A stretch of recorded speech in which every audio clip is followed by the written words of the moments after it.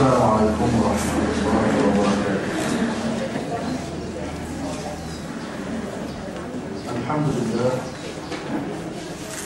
hamdan katsiran thayyiban wa mubarakan fihi kama yuhibbu rabbuna an yuhmada wa yurdi. Asyhadu an la ilaha illallah wahdahu la syarika lah wa asyhadu anna sayyidana Muhammadan abduhu wa rasuluh. Allahumma shalli wa sallim wa barik ala sayyidina Muhammadin al-Fatih lima ughliq wal khatim lima sabaq wan nasir al-haqq bil haqq wal hadi ila siratal mustaqim sallallahu alaihi wa ala alihi wa sahbihi haqqa qadrihi wa miqdarihi al-'azim. Subhanaka la ilma lana illa ma 'allamtana innaka antal 'alimul hakim. Wa bishrah li sadri wa yassir li amri wa hlul 'uqdatam min lisani yafqahu qawli. Amma ba'd.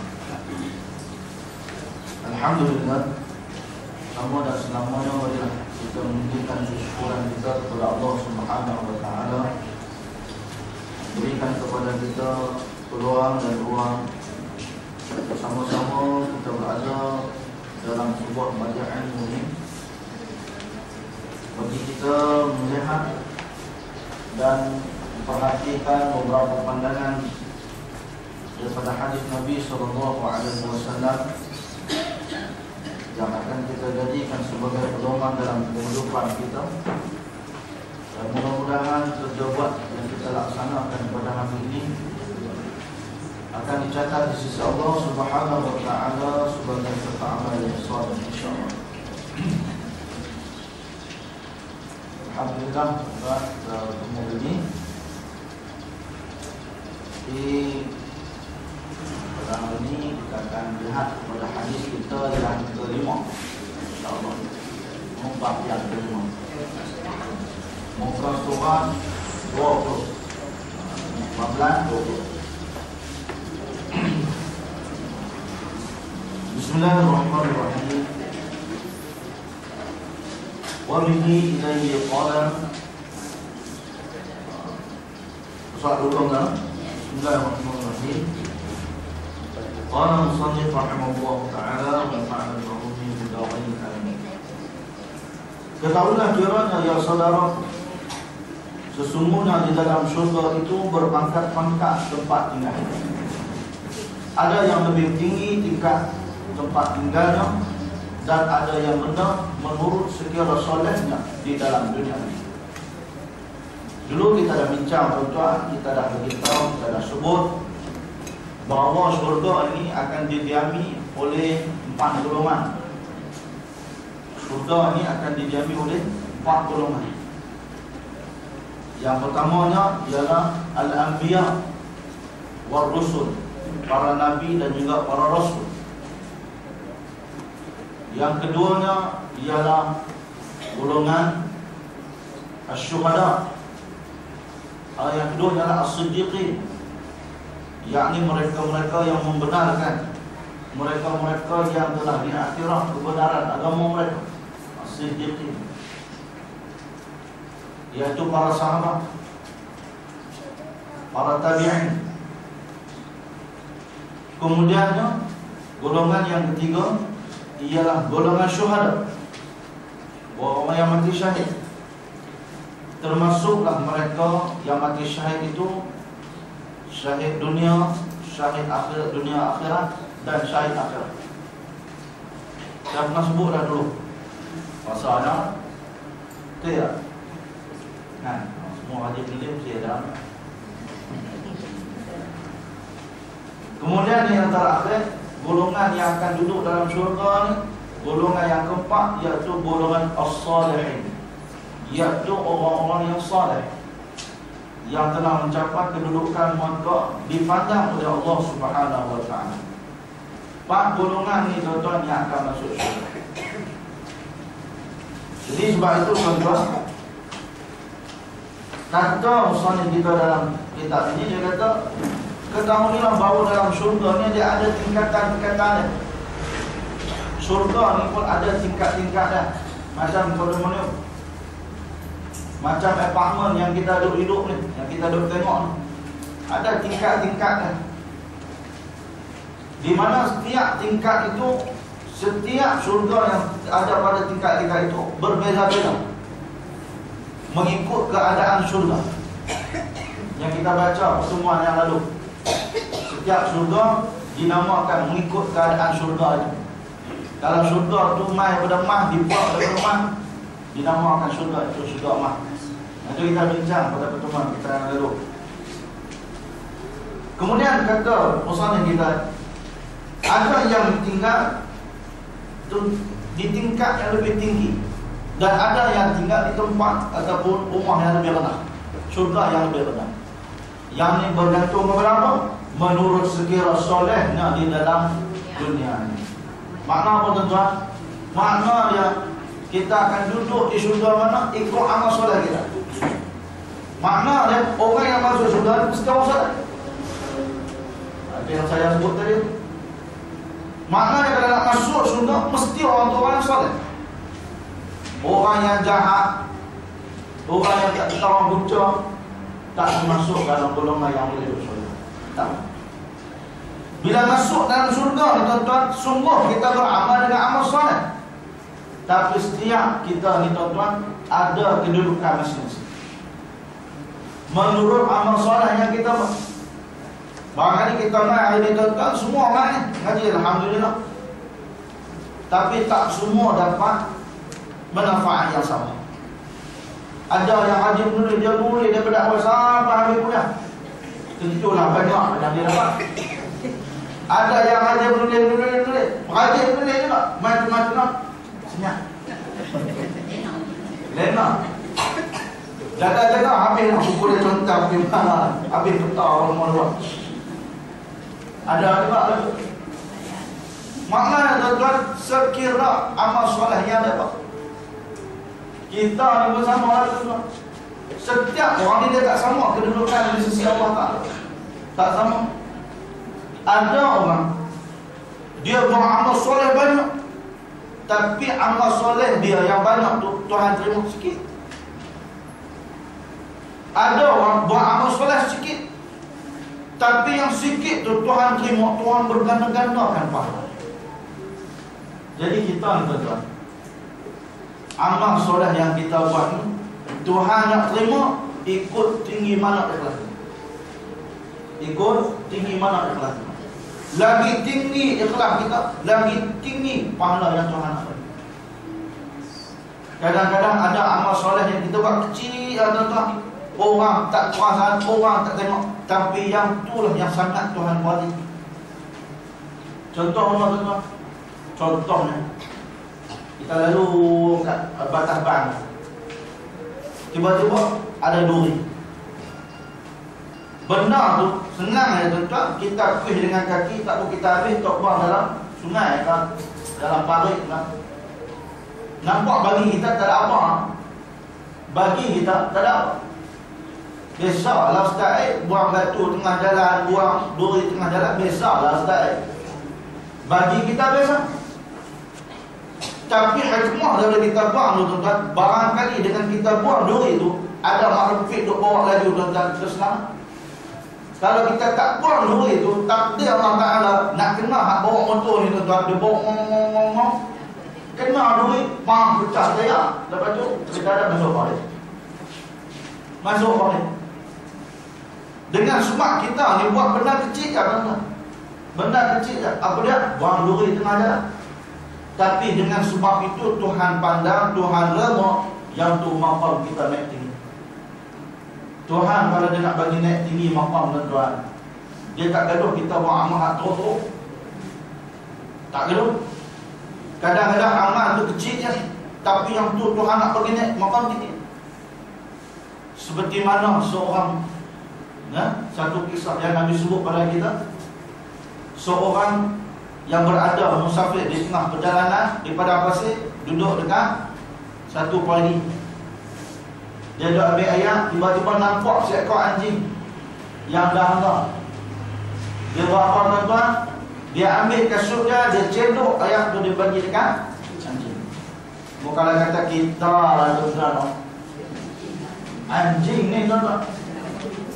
Anjing ni dia ni bagi kita ni jijik je amat. Kalau orang kata ketahan dengan anjing, habis marah lah tuan-tuan. Kira ada pelacur tu habis tinggi. Kalau orang kata kat kita ni, anjing ni tuan-tuan dari sudut hukumnya haram. Tapi dia tu makhluk Tuhan seperti biasa lah. Tu pun dia hilangkan lama-lama. Ada orang kata boleh pegang, ada orang kata tak boleh pegang. Mana benda tu benda hilang. Tapi bagi kita tuan-tuan, jijik amat tengok anjing nak nampak dekat dia. Itu dah tuan-tuan. Yang ni kawan ni tuan-tuan, walaupun dia tengok yang datang tu binatang jijik, binatang hina lah tuan-tuan bagi kita. Anjing tuan-tuan. Tapi dia dengan sebab tu ada keperimanusiaan, sifat ihsan, belah kasihan, cedok guna kasut dia bagi anjing tu minum.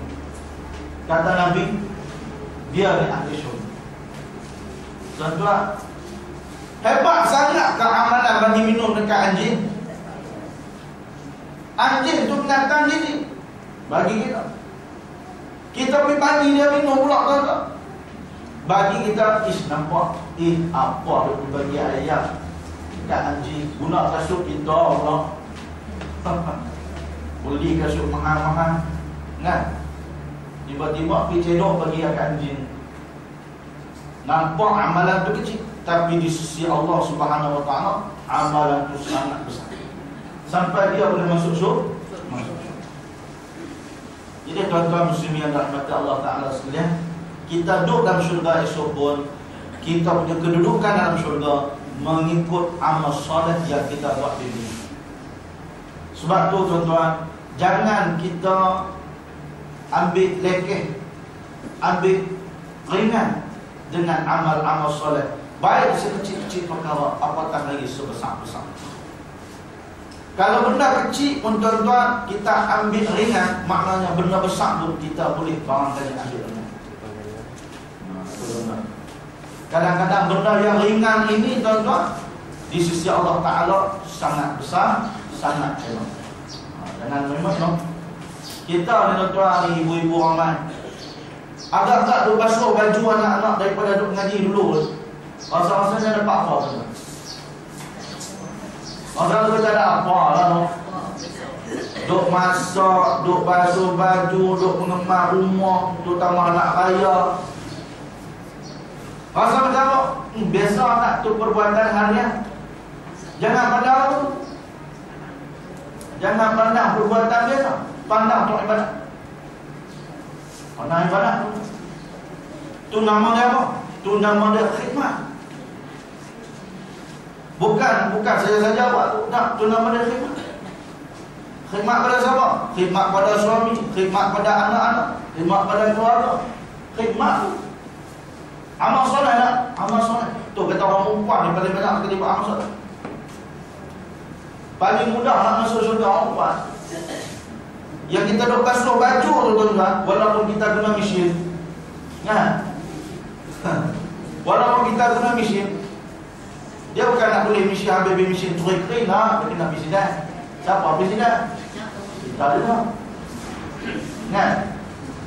Semua yang kita buat tuan-tuan, masak dengan gulai kurma, dengan gulai ikan talam, kan? Kadang-kadang lupa garam kena mati. Betul lah tu. Semua tu ibadat. Ya Allah, tuan-tuan, tambah pula kalau kita ada anak-anak yang soleh, lagi beruntung. Kena pula anak kita, anak yang soleh, anak yang duk menghafal Quran, anak yang duk mengaji agama. Kita duk bela dia, kita duk bagi dia makan. Setiap beras yang dia duk makan, setiap nasi putih yang dia makan tu, pahala saja-saja. Pahala saja-saja. Kalau bela anak biasa tuan-tuan pun dah kira pahala. Tambah kalau anak tu pula anak yang soleh, lagi pahala. Ya Allah, ya Rabbi. Kalau kita tengok balik tuan-tuan, amalan kita ni banyak. Cuma kita tak kata yang tu amal. Kita tak sedar kata tu amal soleh. Itu pun amal soleh. Apa saja yang kita buat bertepatan dengan syarak, apa yang Tuhan suka, itu nama ibadat. Ibadat ni bukan setakat kita duduk atas tikar sembahyang, duduk baca Quran, duduk berzikir, berwirid. Tak. Yang tu buat ibadat. Tapi ibadat ni dia lebih luas. Benda yang Tuhan suka, benda yang Tuhan redha, semua ibadat. Allah, banyak tetap. Amal ibadat itulah nama dia amal soleh. Dengan amal soleh inilah Tuhan nak angkat kedudukan kita menjadi orang yang soleh. Soleh dan soleh. Bila mana kita jadi orang soleh, Tuhan tempatkan kita dalam syurga.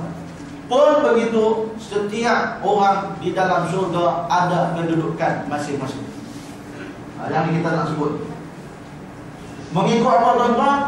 Menurut sekira solehnya di dalam dunia ni, ikut amal soleh di atas dunia. Ada orang tuan-tuan amal soleh dia banyak, memang layaklah Tuhan bagi dia duduk tempat yang tinggi. Ada orang buat soleh juga, dia orang soleh juga, tapi amal soleh dia rendah, amal soleh dia kurang, layaklah duduk di tingkat bawah. Macam kita buat rumah tuan-tuan, macam kita beli rumah di apartmen tuan-tuan. Rumah mana lagi mahal? Hak tu bawah kah hak atas? Dia kalau boleh hak lagi tinggi tu lagi mahal. Bawah-bawah ni saya saja pergi orang-orang dekat Penang. Pergi ziarah rumah anak ni lah, anak murid saya. Dia abangkan saya, ada satu apartmen dekat dengan laut. Dia pulau dekat dengan Peace Bay tu. Dia kata, Ustaz, cuba teka rumah ni berapa ratus ribu. Kita tak hati. Bang, bila 250. Oh, Ustaz, 250. Bukan dia Ustaz. Hak bawah tu saja 350 ribu. Oh, kalau hak atas berjuta apa? Pasal apa? Bila atas lagi tuan-tuan, atas tu dia ada swimming pool. Dia ada macam-macam tempat mandi, panggung, golek, rumah ada. Kan?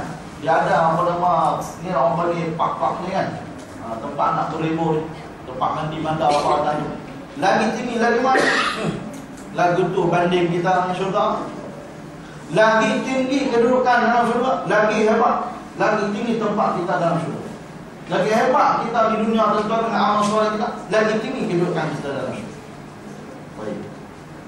Maka boleh diibaratkan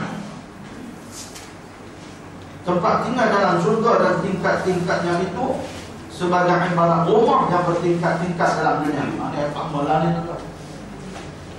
Maka ada yang tinggal tingkat bawah, dan ada yang tinggal tingkat tengah, dan ada yang tinggal tingkat atas. Maka dalam syurga itu pun demikian juga. Sama lah. Ada yang duduk tingkat tinggi, lagi hebat. Lagi tinggi, lagi hebat. Lagi tinggi, lagi hebat. Ada orang biasa-biasa masuk syurga tingkat bawah. Tak tingkat bawah tu pun tuan-tuan, ya Allah ya Rabbi, tak boleh nak gambar, tak boleh nak bayang. Tak tingkat bawah. Dalam satu hadis Nabi sebut, ada seorang yang dia dimasukkan ke dalam neraka sebab dosa-dosa yang dia lakukan di dunia ni. Habis saja tempoh dia dah habis, didenda oleh Allah Ta'ala dalam neraka, maka dia pun dikeluarkan dari neraka untuk dimasukkan ke dalam syurga. Tapi kat dari depan ni tuan-tuan ada bekas tulisan panduan ahli neraka, ada cop ahli neraka, bekas ahli neraka, bekas panduan ada tuan-tuan. No? Keluar pada tuan-tuan dengan badan calak balang, kan? Dengan ialah baru kena panggang tuan-tuan. Baru selesai kena panggang, macam orang keluar oven, microwave. Takkan keluar tu tangan elok, ustaz lagi elok saya. Mana ada tuan. Habis melecok tak ada apa dah. Teruk yang amat, kena tiba lempang di muka. No. Habis kena daripada neraka tuan-tuan, Allah Ta'ala bagi mereka mandi dalam sebuah kolam. Pakat pergi terjun dalam kolam tuan-tuan, maka pulih habis semua segala badan. Elok habis semua. Ni bukannya cerita dongeng lah. Ni bukannya papi mandi spa ke apa ni, tak kan. Tapi dia kira macam spa lah juga. Kan? Kira api-api tu, terjun tu, kira masuk tu, kira kulit elok balik. Dia putih, melepak apa semua elok boleh lah. Keluar daripada tuan-tuan, ialah bukan ada panduan tuan-tuan, takkan nak pergi duduk dengan Nabi-Nabi. Awak hebat. Kan? Jadi maka pun dimasukkan ke dalam syurga yang paling Allah sekali. Syurga yang paling bagi kita lekeh lah, habis lekeh lah syurga. Masuk tuan-tuan. Ahli-ahli bekas ni maka ahli syurga apa mau masuk ni. Lambat sikit lah datang. Ingat, orang ni bekas dia berapa ratus juta orang. Berapa baru nak masuk. Tak apa. Masuk tuan-tuan, tengok. Amboi. Hebatnya syurga. Bidadari pakat dumai ni dah. Tengok keindahan yang dalam syurga ni. Dia bertanya apa? Ni syurga ni untuk kami kan? Dia pun tak dia. Ni syurga ni untuk kami kan? Ya, untuk kalian, untuk kamu. Hebatnya syurga ni. Dia kata dekat bidadari. Hebatnya syurga ni. Indahnya, agungnya. Ya Allah, ya Rabbi. Kemudian apa kata bidadari? Dia kata dah. Kalau kamu nak tahu ni syurga ni yang kamu masuk, yang kamu kata hebat yang amat ni habis dah. Habis dah. Tak ada dah habis dah benda ni. Tak ada dah. Kemudian dia kalau tara ni pun habis rendah pun dia kata hebat yang amat. Macam mana hak duduk tinggi-tinggi dia. Tuan-tuan, macam mana yang kata duduk maqam yang lebih tinggi, hak duduk dekat dengan Nabi. Allah, tak tahu lama. Kalau kita cerita dulu tuan-tuan, kalau kita ingat hadis yang kedua kita baca dulu, sifat ataupun cerita tentang pokok dalam syurga. Yang tu saja mungkin kita tak boleh nak bayar. Macam mana yang kata pokok dalam syurga, batang daripada emas, ranting daripada permata, daripada luk-luk, zabarjat dan sebagainya. Bila mai kena angin, keluar bunyi macam-macam, seronok-seronok. Bila teringat saja benda kat dunia ni, semua jatuh turun daripada pokok untuk kita main. Tu kalau batang pokok. Syurga ada tingkat bawah, mana tu? Tu kalau tingkat bawah tu, lagu mana kita tingkat atas ni. Allah Akbar, tak tahu nak apa. Kita kalau boleh tingkat bawah pun tuan-tuan habis hebat lah. Puasa beri lega saya. Tapi tuan-tuan, kita duduk puasa tu esok akhirat ni tuan-tuan, bila semua orang pakat duduk depan Allah Ta'ala di padang mahsyar esok, yang baik pun menyesal, yang jahat lagi-lagi menyesal. Kalau yang jahat ni menyesal, sungguhlah hak jahat menyesal pasal dia buat jahat kat muka bumi. Hak baik menyesal dia buat tak? Dia menyesal pada apa? Dia kata, kalau aku boleh buat ibadat lagi, aku akan buat ibadat habis riak. Kita kata habis riak, tuan-tuan. Habis riak. Tengok tu, apa hak Tuhan nak bagi tu? Duduk dalam pupuk pun dah tengok lah. Syurga lagu mana? Kalau lah aku boleh buat ibadat lagi banyak. Ya Allah, macam kita esok akhirat, tuan-tuan. Meripun Allah Ta'ala masa tu dia tampak baik. Kalau aku tahu lah macam ni Tuhan nak bagi perasaan baca Quran sehari sejuzuk. Tadi kita ada baca semuka, tuan-tuan tu pun kira habis hebat lah. Pakcik baca semuka, sehari berapa semuka setahu, susah lah. Orang tak lagu habis hebat lah kalau boleh baca semuka. Mujok baca semuka, kalau sebalik.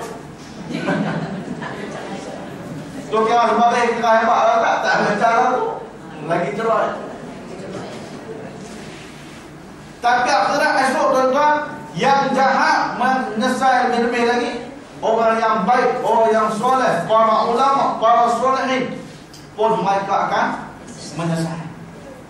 Bukan menyesal maknanya menyesal mereka ni menyesal sesat kerugian. Tak, menyesal mereka ni sebab apa? Pasal kalau aku pulun lagi lah dulu ni. is. Allah. Kan? Lagu tu kita masuk lagu tu geram. Kalau awal lagi lah. Duk akhirat lah. Jadi nak kalau ni masa ada hidup lagi. Masa ada hidup ni tuan-tuan. No? Baik. Maka dalam surga itu pun demikian juga.